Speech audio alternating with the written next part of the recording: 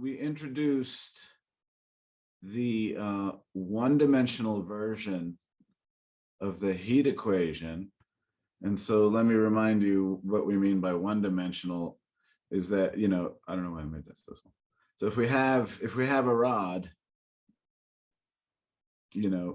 we initially just assume, so let me put the size of my rod. For a one-dimensional model, we assume that, the axis is right down the center. And here for the one-dimensional model, we can only move back and forth. For the two-dimensional model, we add another axis right here, and you can move left and right and back and forth. And for the three-dimensional model, we, put in a z-axis. Oh God. Use your imagination. Okay, there you go. There's your z-axis. And so we just want to generalize yield a heat equation to, any dimension. And we should know it. We should know this more general form because the one-dimensional version is a special case of this more general form. So, not to go over it too much again, but the general idea is we need an expression to capture how much heat energy is flowing across the boundaries here. And so for that, we're going to need a surface integral from Calc 3, which we know and love.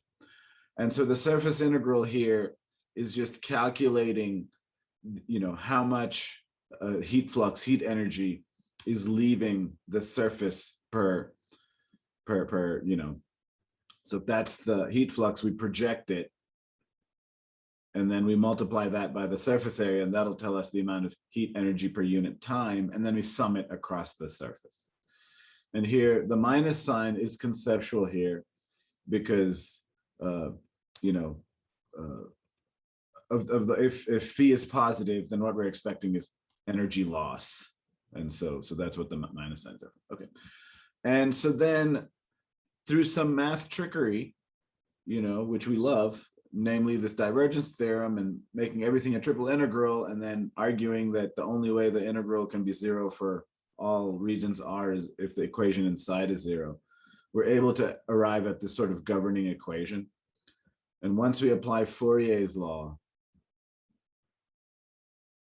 which states that, the heat flows from hot to cold and is proportionate to the temperature difference. And so here, that's Fourier's law. And here again, the minus signs, remember the gradient points from, the points in the direction of greatest increase. So with the minus sign now, this thing is pointing in the direction of greatest decrease and heat flows from hot to cold. So that makes sense. And so finally, when we plug it in, something really magical happens here when we plug in the temperature here into the heat flux, we get the Laplacian. And the Laplacian is very important. It's a fundamental concept in stability analysis, in equilibrium.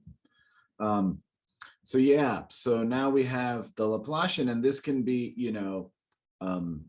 generalized to any dimension, right? Here it's a three-dimensional Laplacian, but you could do four-dimensional or five-dimensional, whatever makes you happy.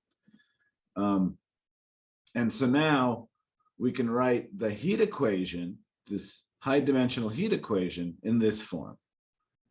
And what you should really see is that it's not much different from the one-dimensional version.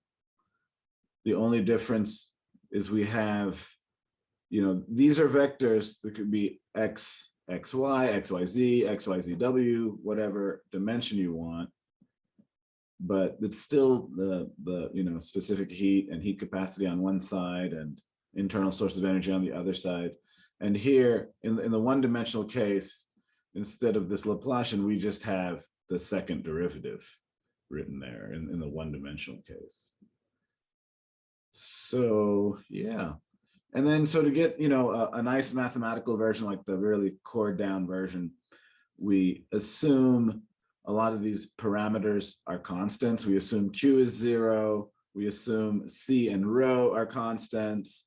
And we divide both sides by C and rho. And so now we come up with this most generic form of the heat equation. And so the heat equation is important for many reasons. You know, it's used as a diffusion model. So that's to model how things are spreading out. You know, and it could be not just temperature, not just heat energy. It could be, you know, chemicals in the air when we open perfume or something like that. Or it's even been used for social modeling, like how a rumor spreads. You know, of course, we can use it to model how diseases spread, et cetera. A very nice fact about the heat equation is one of its fundamental solutions is the Gaussian kernel, which is related to the bell curve.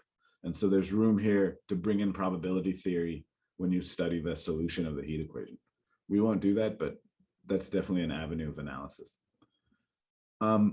So I just want to talk about, you know, we talk about these PDEs, we talk about steady state.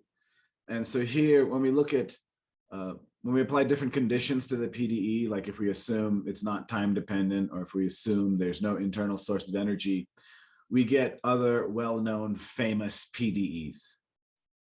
So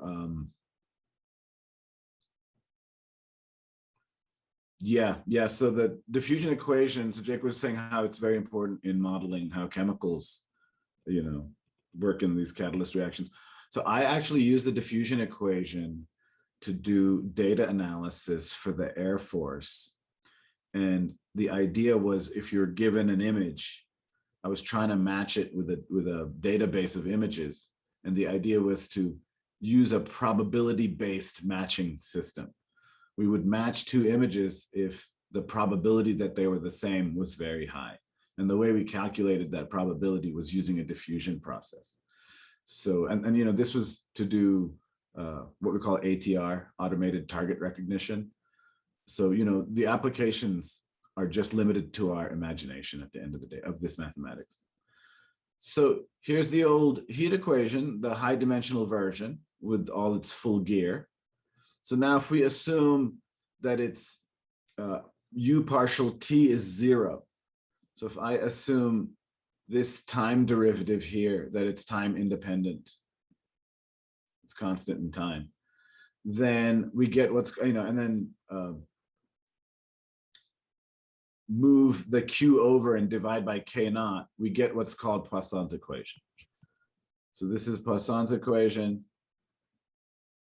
And now if you let Q equal 0, then we get what's called Laplace's equation. So this is very famous.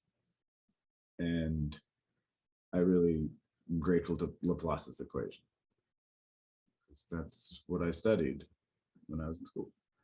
So, and of course, you know, we will solve Laplace's equation later. We will first solve the heat equation, then we'll solve the wave equation, and then we'll solve Laplace's equation. And we'll solve it in 1 and 2D, or just, I think, 2D. And so depending on the shape of the domain, like if we have a circular domain, we'll want to have Laplace's equation in you know, polar coordinates or cylindrical coordinates. And so this is the cylindrical coordinate or polar coordinate version of Laplace's equation, which I think you might have proven the 2-dimensional version of this. So you didn't, in the homework, I don't think we had the Z coordinate. So I think we proved the 2-dimensional version. And we'll revisit this when we talk about Laplace's equation. And then of course, here's Laplace's equation in 3D. And again, this is mainly just FYI right now. I wouldn't worry about it too much. And this is why we reviewed spherical coordinates at the beginning of the semester. So now you'll start to see a lot of the topics that we reviewed at the beginning of the semester. They'll now start to creep up and go, okay, this is why we talked about it, you know. So here it is in spherical coordinates. And again, you know, it's a lot of chain rule, and you know, you remember the homework, how fun that was. So anyway, we will come back to it as we need it. I don't, you know, as far as I remember, we won't do anything with the 3-dimensional Laplace equation. So certainly not in spherical coordinates. So here, you know, just to remind you what spherical coordinates look like and all that kind of stuff. All right, so that ends my discussion. So I told you, you know, we talked about the equilibrium solution last time, and that was making progress towards actually solving the PDE. And then we took this detour.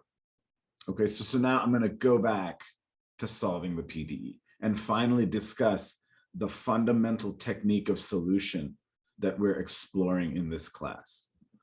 So let me switch over to the lecture slides for chapter 2. So this is the last section of chapter 1 in Haberman's book, section 1.5.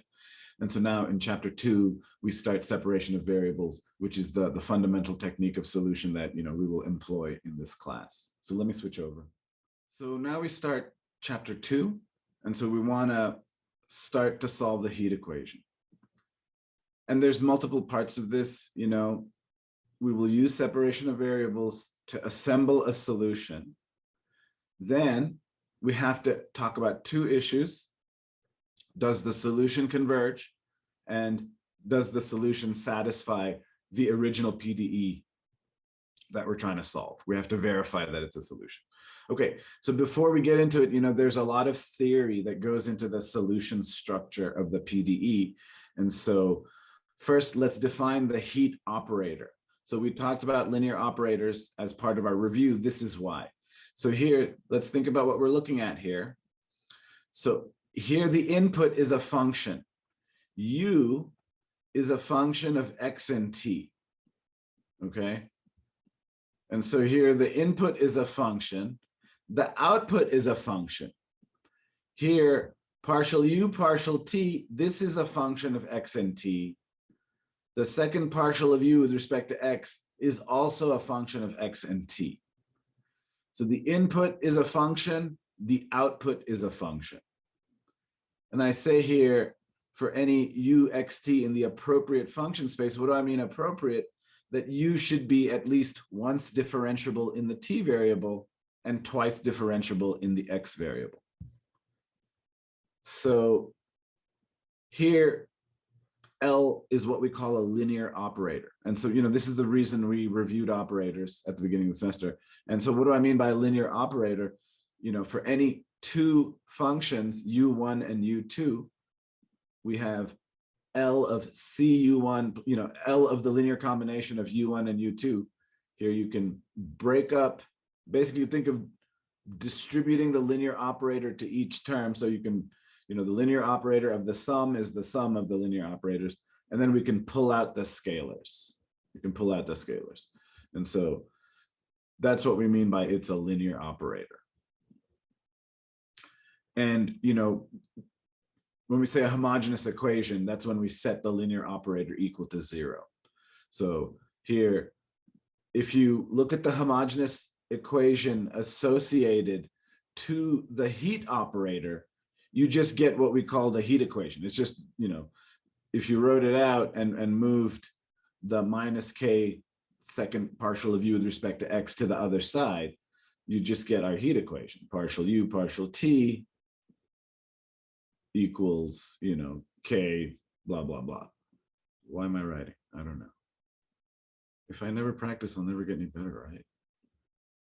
Okay, my u is terrible right here. This is supposed to be a 2. Okay, so yeah. So here we define the heat operator as L of u, and then the homogeneous equation associated to that heat operator is our heat equation PDE, which we're trying to solve. So now, here's the solution structure. There's some theory that goes behind how we cobble together our solution. So what we know is that the set of solutions to the homogeneous equation, L of u equal to 0, forms a vector space. So now we have to ask ourselves, what does that mean?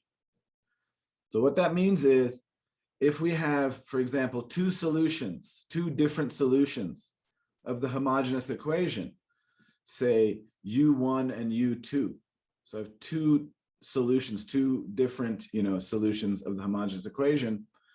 Then the vector space structure tells us any linear combination of these two solutions will again be a solution. Why is this important? Because we're trying to find all the possible solutions. And so if I have two solutions, I can, or even if you have one solution, you can grow more solutions from that one solution using the vector space structure. So we want to be aware of this. And anytime we get one or more solutions, we want to use superposition and cobble together the most general solution, in the sense of we want to get the linear combination, all possible linear combinations. So the set of functions that satisfy the homogeneous equation here related to the heat operator, those form a vector space. The set of functions that satisfy the boundary conditions, these trivial boundary conditions on the function u, what we typically call Dirichlet boundary conditions. The set of functions that satisfy these trivial boundary conditions also form a vector space. Again, what does that mean? So if I have a function, if I have two functions, for example, that satisfy the boundary conditions, and if I create a new third function that's any linear combination of these two. So now I've created u3 here, which is a linear combination of u1 and u2, which are known functions that satisfy the boundary condition. Then u3 will also satisfy the boundary condition. That's what the vector space is telling us. So, you could try and now to sort of see the bigger picture here. If we combine what we've if we combine the superposition principle, the fact that the solutions of homogeneous equations form a vector space, and we combine item number 4 here, the fact that functions that satisfy these trivial boundary conditions on U form a vector space. So now if we put these two together, if I can find a function that satisfies the heat equation and satisfies these trivial boundary conditions, if I can find two solutions, then any linear combination will also be a solution. Okay, and so that's basically going to be our goal. We're going to try and first find all the solutions that satisfy the heat equation and these trivial boundary conditions. And then using superposition, we'll create a linear combination. And then at the very end, as a very last step, ironically, we will apply the initial condition. We do this because the set of functions that satisfy the initial condition, this should be plural, I'll fix that. The set of functions that satisfy the initial condition, u of x comma 0 equals f of x, does not form a vector space. What does that mean? If I have two functions, say u1 and u2, when you evaluate it at t equal to 0, they're both equal to f of x. If I add them, u1 plus u2, evaluate them at t equal to 0, you get f of x plus f of x. It equals 2f of x. So it doesn't have that vector space structure.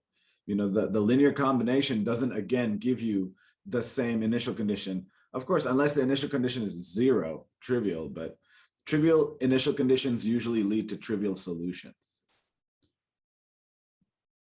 Especially, combined with the trivial boundary condition, everything's 0. So that's the game plan. And, let me show it to you in action. Okay, so this is the underlying theory that we'll keep coming back to and we'll keep relying on.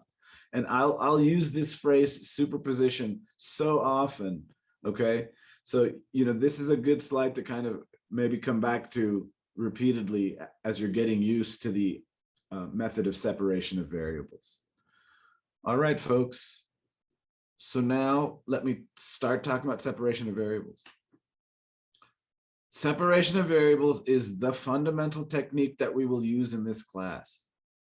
And we will go through this procedure many, many times. Okay, when we solve the wave equation, when we solve the Laplace's equation, we'll do this over and over again, and I think that's good. The more times you see it, the better, that's the best way to learn it.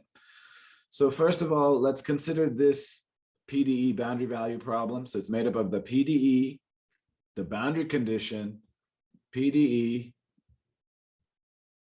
boundary condition, and of course, initial condition. For now, however, what I'm going to ask you to do for now is to just don't even worry about the initial condition. For now, we're only concerned with the PDE and the boundary condition. So what you should remember from the previous slide is the set of functions that satisfy this PDE right here form a vector space, and the set of functions that satisfy this boundary condition form a vector space. So if I can find two or more solutions, then any linear combination will also be a solution. Okay, so for now, don't worry about the initial condition. Okay, The other comment I want to make that will potentially cause confusion later is typically, if we're trying to solve a problem, a PDE, typically we would assume U of xt, the solution we're looking for, has this structure that we talked about last time, that it's made up of a steady state solution and then a transient solution that we expect to decay to zero. Because as t goes to infinity, we expect for this type of system, the temperature, the time to not be a factor anymore as equilibrium is achieved. Okay. However, in this case, I'm not going to make that assumption. And this is why this is potentially confusing. And why is that? In this case, I'm not making that assumption because the steady state solution here is actually trivial. You know, we solved the steady state solution. In the general case, we showed the steady state u bar of x. I believe, and I might have some of the subscripts wrong, but I believe it was T1 plus like T2 minus T1 over some denominator times x, right? And now if you make, where T1 and T2 were exactly these boundary conditions. So if I make T1 and T2 0, then we end up with a trivial steady state. Okay, and I'll let you verify all that. So in this case, I'm not going to make this assumption here because it would just amount to just switching out squiggles, variables, because u bar is 0. But typically, in general, if I'm solving another PDE and I don't know ahead of time that the steady state solution is 0, in that case, for sure, I'm going to make this assumption. I'm going to find the steady state solution by assuming partial u partial t is 0. And then I'm going to use separation of variables and find the transient solution. And then I'm going to put them together. Okay. Here, however, as I mentioned, the steady state solution is trivial. Okay, let me go forward now. So here I'm going to apply separation of variables directly to u of xt. What does that mean, applying separation of variables directly to u of xt? Separation of variables is the assumption that our solution u of xt can be written as a product of a function of x only times a product of a function of t only. Is this a huge assumption? Yes. But this is what the technique of separation of variables is all about. And that's the technique we're using. Are there other techniques to use PDEs? For sure. Are we studying those necessarily in this class? No. We're studying separation of variables because it's a fundamental technique. We will also look at what's it called? I forget his name, but there's another solution we'll use that uses standing waves. But even it's sort of based, yeah, it's technically based in separation of variables also. Okay, so this is the technique we're using. We assume our solution, the temperature at any point in space, any point in time, u of xt, can be factored as a function of x only times a function of t only. And we also assume that u is not a trivial solution. So that's important too, that we're assuming u of xt is not 0. It's not identically 0. So now here's where the math starts, everybody. And it's not difficult.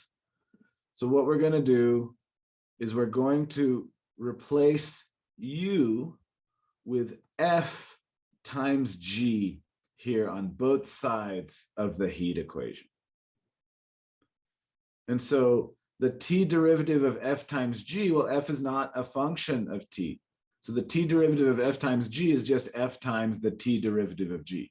So here on the left-hand side, this term is this term. Because f of x being a function of x, the t derivative just treats it like a constant and just pulls it out. And then on the other side, we're doing an x derivative. So this term here ends up looking like this. I pull out the k, it's a constant. The g of t with respect to x is a constant. So I'm only applying that second derivative with respect to x to the capital F function. So our heat equation has been transformed now to this new equation. So the original heat equation, through use of separation of variables, is now, this decomposed kind of thing. So now we do a little bit of analysis. Okay, what I'm going to do now is I'm going to separate the variables. I'm going to put all the x variables on one side, all the t variables on the other side. So here, I'm dividing by g of t. This g of t goes down here, and I get g prime over g of t, which is right here. I also move the k over, okay? You don't have to, but this is what gives us, kind of a nice solution. This is traditionally what works out nicely, and I'll show you why. So on one side, I get 1 over k g prime over g of t equals, and then on the other side, I'm moving the f of x. This f of x, here we're going to have f double prime of x divided by f of x, which is exactly what I have written here.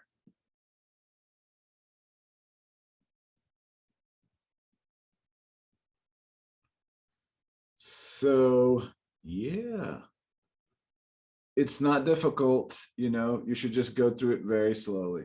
It's not difficult though. It's just pretty much standard stuff. So now we got to do a little bit of analysis. Let's think about what we're looking at here. Look here. On the left-hand side, this is a function of the t variable. On the other side, this is a function of the x variable. So now we ask ourselves, how is this possible? How is it possible for a function of the t variable to equal a function of the x variable? Well, the answer in this case is if they're both constants. If the expression on the left-hand side is a constant, and if the expression on the right-hand side is a constant, and we can actually prove it. Okay, so here's a little bit of analysis. Pay attention here. I'm going to show that the expression on the left-hand side here is constant with respect to t by showing you that if you take a t derivative, the derivative is 0. Right? If the t derivative is 0, then it's a constant in t. So I'm taking the t derivative of this function, but 1 over k g prime over g is equal to f double prime x over f of x. And the t derivative of a function of x is going to be 0. So we've shown here, what you should now look at, or just look at the very left end. So here, you can ignore this kind of middle step here. What we've shown is the t derivative of 1 over k g prime of t over g of t. And of course, we can pull out the 1 over k, right? We've basically shown the t derivative of this thing that's supposed to be a function of t is 0. The derivative is 0. So it must be a constant with respect to t. And similarly, we can do the same sort of trickery and show the x derivative of the right-hand side. So here, we replace this with 1 over k g prime over g of t. And then you say the x derivative of a function of t is 0. So this thing, this supposedly, it's supposed to be a function of x, but the derivative with respect to x is 0. So it's actually a constant. You can now integrate both sides. You get a constant. So, yeah, we conclude that both of these sides, 1 over k g prime g of t is a constant. We conclude that f double prime of f of x is a constant. And we're going to use the notation negative lambda for the constant. The negative is not necessary, but actually it's nice. It's kind of conceptual. It'll make the solution at the end in such a form where it'll help our intuition. So it's not necessary mathematically, but it is nice conceptually at the end when we get the solution. And this is kind of the tradition we're going to follow.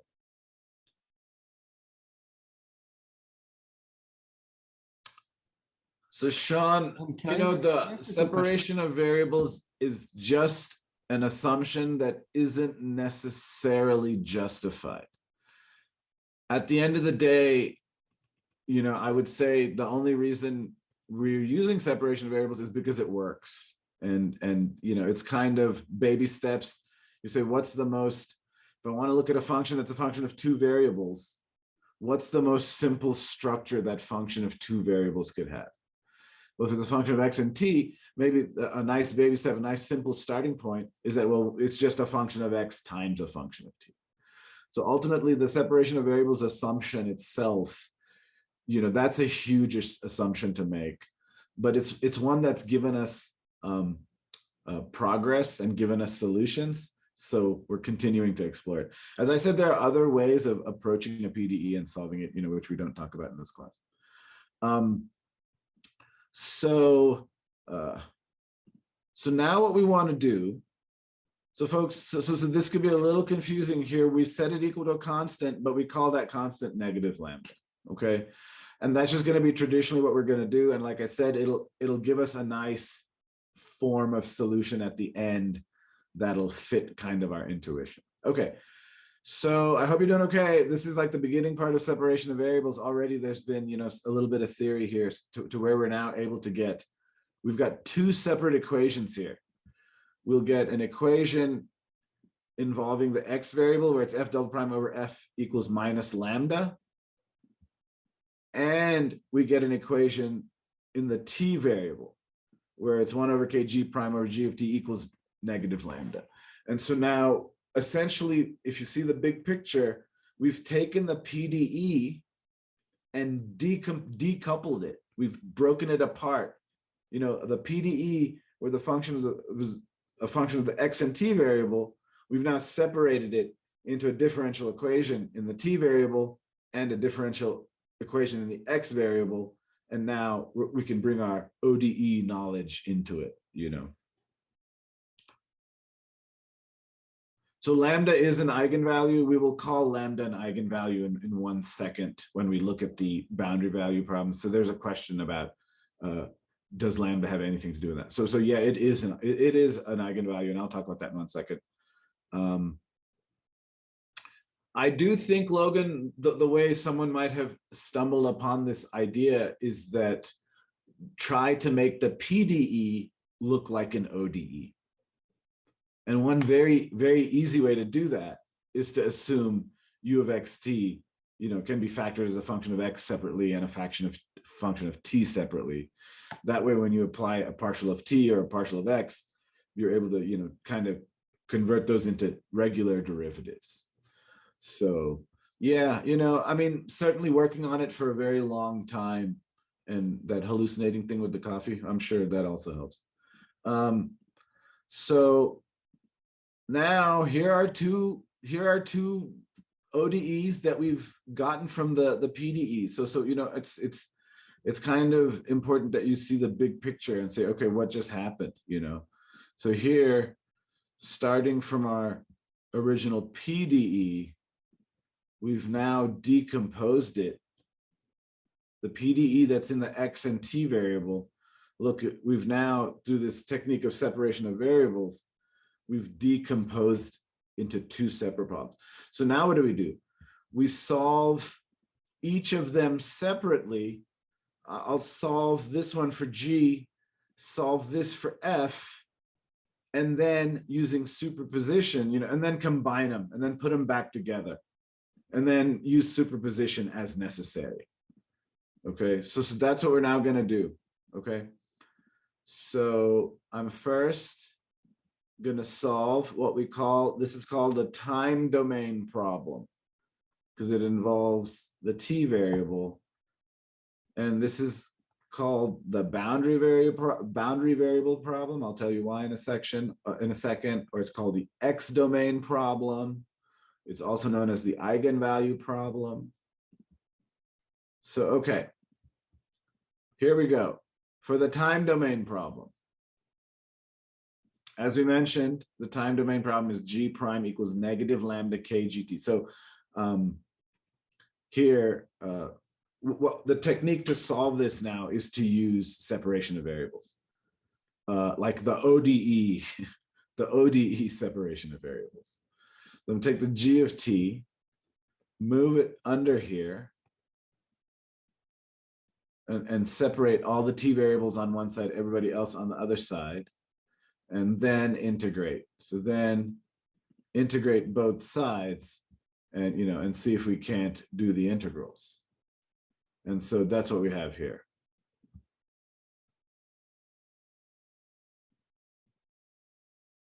And, the integral here, u prime over u, that's ln. We know that's ln. Here on the right-hand side, minus lambda and k are constants, so you could pull that out, right? The integral there is minus lambda k t plus c. So here the variable of integration is t. And so of course, plus c is our, constant of integration. Then we exponentiate everything. We raise everything to e. That gets me to absolute value of g of t, and then you can say, you can drop the absolute values by saying the other side is plus or minus, and then absorb that into the constant. So we get this solution, and we reviewed doing this, right? We talked about this in the review for exactly solving the time domain problem. And again, we'll do this procedure over and over again. And so now you kind of see, here, let's think about the time domain problem in connection to temperature. So remember, if you think U is F times G, this is the time part of the original temperature function. And remember, we were expecting the temperature to decay as time goes to infinity. So here, as time goes to infinity, I'm expecting this function to go to 0. So from a physical point of view, from just interpreting the system, I'm expecting lambda to be greater than 0 in the end, when we analyze everything and start to say, okay, what values of lambda make sense or are mathematically allowed, and what values of lambda aren't allowed. And we'll see that it turns out that lambda is positive, because in this case, at least, for this to be a decaying function, for it to go to 0 as time goes to infinity, we would need lambda to be positive. But I'll also show you for some other reasons why lambda will turn out to be positive. Okay. So that's the solution to the time domain problem. So now let me start to solve what we call the boundary value problem. Okay, so why is it called the boundary value problem? So here, we're given some boundary information. So let's try and use the boundary conditions and, see what it says with regards to our separation of variables situation. Okay, so now we're going to do a little bit of analysis. Okay, so pay attention here. It's not very complicated, but it's subtle. So here we know we're given this trivial boundary condition on the left end of the rod, u of 0, t equals 0. So here, please be aware now that we've replaced the x, the spatial variable, with 0, right? We're not in the time variable anymore. And so remember, we've assumed u of xt equals f of x times g of t. So if I replace u with that definition, so here, remember, we made the assumption that here u equals f times g, where f was in the x variable and g was in the t variable. And so here I replace the x part with 0, leave the t just as t. So we get this equation f of 0 times g of t equals 0. So here's the little analysis part. I claim that this equation, f of 0 times g of t equals 0, implies that f of 0 equals 0. Why? Why can't g of t be 0? Well, if g of t is 0, then we get a trivial solution. If g of t is 0, then, remember u of xt is f of x times g of t. And if g of t is 0, then we always get a trivial solution. And our very basic assumption is we can write u of xt as a function of f times a function of g, and we assume it's not a trivial solution. So, based on that analysis, we conclude that the trivial boundary condition on the left end translates to this boundary condition on f at 0 through separation of variables. And similarly, the trivial boundary condition on the right end, when x equals capital L, there it's, the same kind of analysis, we would say here, instead of f of 0, so now assume this 0 here is a capital L. Let me squeeze that in. So assume we have a capital L here. So then I get an L here. And again, if we want to avoid getting a trivial solution, then the only way it works is if f of capital L is equal to 0. And so in the x variable, we have this boundary variable problem.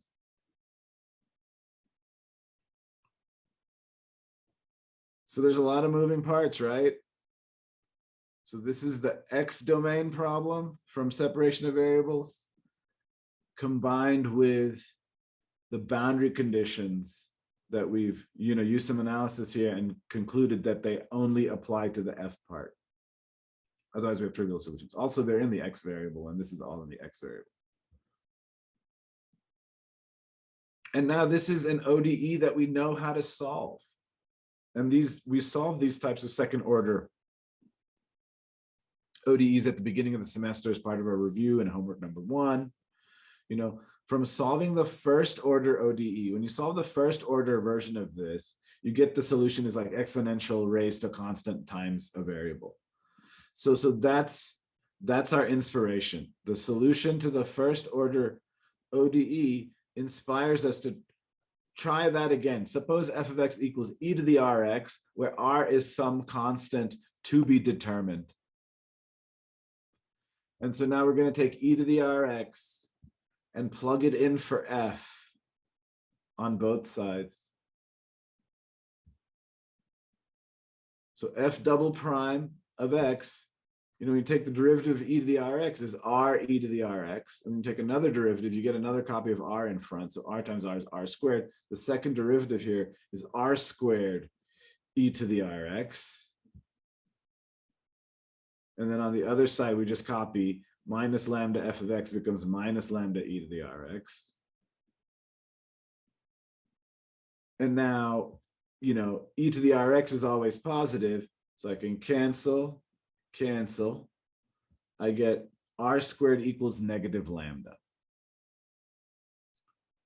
So, so this equation here is also called the eigenvalue problem, because if you actually study the roots of the eigenvalue problem in linear algebra, they are originally motivated by systems of differential equations. I don't want to get into it, but there's a certain scenario where we have a system of differential equations, and when we set up the system to solve it, it yields the traditional eigenvalue problem that we know of in linear algebra. So usually a linear algebra book will have somewhere in it a chapter on differential equations. There's some mention somewhere usually, because that's where the eigenvalue problem originates from. So yeah, we've done a lot of math, so I hope you're doing okay. So basically now what happens is, if we can find r, I can plug it in here and I can find a solution to the boundary value problem.